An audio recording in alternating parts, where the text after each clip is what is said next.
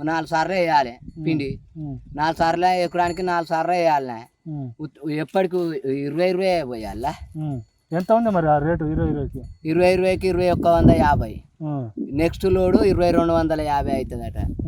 ఇప్పుడు 1800 పోయిన సారి ఇచ్చిండు. ఈసారి 2150. మళ్ళీ ఇప్పుడు వచ్చేది 2250 అవుతుందట నెక్స్ట్ లోడు 20కి. ఇంతకన్నా ఇబ్బంది పడుతున్నారా మీరు కాంగ్రెస్ ప్రభుత్వంలో? ఇబ్బంది అంటే ఇక ఇక ఇది ఇప్పుడు కనబడతలేదా, ఇదే ఇబ్బంది. పిండి బత్తాల ఇబ్బంది మాకు.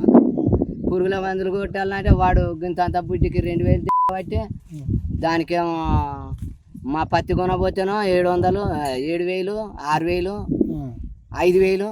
ఇక గవర్నమెంట్ పెట్టాలంటే నాకు పట్ట కాగితాలు లేవా. నేను చేసుకుంటే బతికేటోని అయితే కౌలు పడితే వాడు నాకు ఇయ్యడా.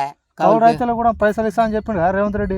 కౌలుకి ఏది ఇచ్చిండు వానికే ఇస్తాడు, సొంత భూమికే ఇస్తాడు. కౌలు పట్టినోనికి వేయాలా, కౌలు పట్టిన రైతుకి వేయాలా, భూమి నాశానికి వేయాలా. కౌలు రైతులు కూడా ఇస్తా పైసలు అని చెప్పిండు రేవంత్ రెడ్డి. మరి ఇస్తలేడు కదా. కౌలు రైతు కౌలుకు పడితే ఇస్తలేడు కదా. పట్టపోతేనో వెళ్ళదా. 1 ఎకరం 2 ఎకరాలు ఉంచుకుంటే ఎదురు 1 లక్ష పెట్టుకుని 2 లక్షలు పెట్టి ఎట్లా కొనుక్కొని ఎవరికైనా జీతం ఉంటే 2 లక్షలు వస్తాయి నాకు. ఇక 4 లక్షలు పెట్టుకొని నేను ఇక నా చేసుకుంటూనే ఉండనా అని 4 ఎకరాలు కౌలు పడుతున్నాయి. కౌలు రైతుకి కౌలు పట్టిన ఆసాంకే పట్టే పైసలు పిండి బత్తాల గీ తిరగరేట. ఇప్పుడు రుణమాఫీ అయింది. ఇక దాన్ని అబద్ధం ఆడద్దు. తీసుకొని 50,000 తీసుకున్నా 50,000 మాఫీ చేసిండు. 50,000 చేసిండు. అవి తినే అబద్ధం ఆడద్దు. కేసీఆర్ ప్రభుత్వం ఉన్నప్పుడు మంచిగా ఉందా లేకుంటే ఇప్పుడు రేవంత్ రెడ్డి?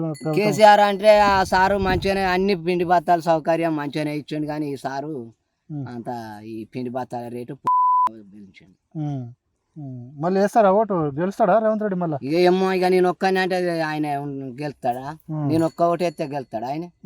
1000 మంది ఎత్తే గెలుస్తాడు. 100 మంది అని ఉండాలి కదా. మరి ఆయన మంచి చేస్తాను అంటాడు. మరి ఏం మంచి చేస్తాడు?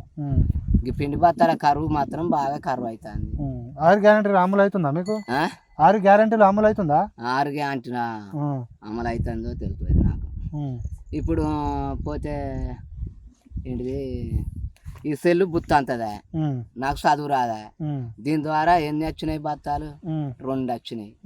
పట్లర్ షాప్ పోతే వాడే చూసి ఆయనే చూసి అన్న నీకు 2 బత్తాలు వస్తాయి.